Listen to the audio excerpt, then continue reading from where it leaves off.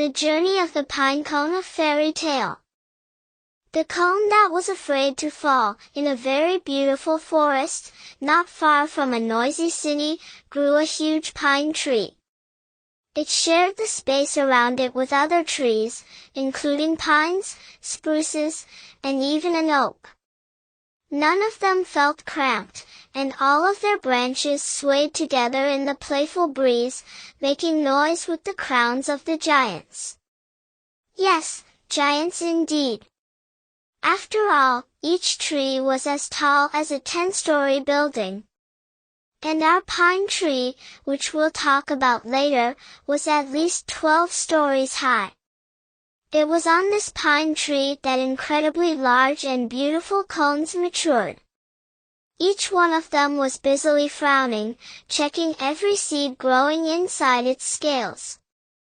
It's understandable, because each cone takes about 2 years to mature its seeds, which means it has to stay on the tree for quite a long time.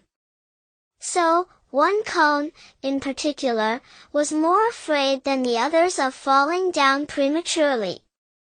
And when the time came, and one by one its neighbors on the branch started jumping down, an awful fear of change overtook it.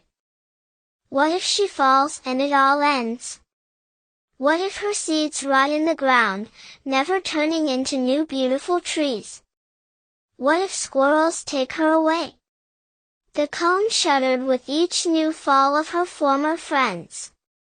Some reached the ground faster than others, as they hung on the lower branches. But others, like her, hung at the very top, and falling to the ground took longer. Falling for longer means hurting more, thought the cone. And she clung tighter to the branch. Her scales began to open more and she was very afraid of losing her seeds prematurely. But one day, everything changed. Since early morning, the cone had been restless. The last ripened neighbor fell down, and the forest rustled with the crowns of the trees. The wind was picking up and getting stronger. Little Cone was very scared. She was all alone, and her strength was dwindling. Her scales squeezed together as tightly as possible when a sudden gust of wind knocked her off the branch. It was the branch where she had felt so comfortable and at home ever since she was born.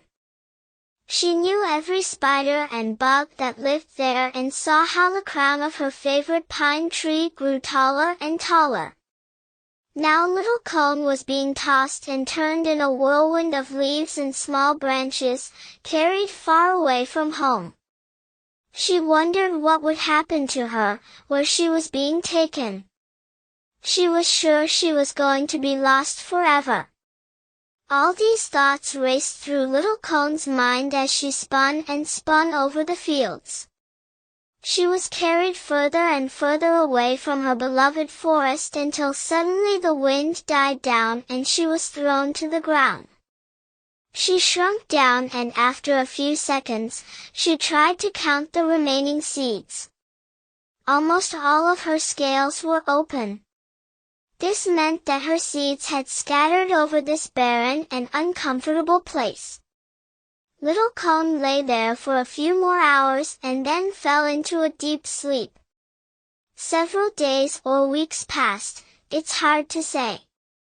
But Little Cone felt the warmth of the sun on her scales.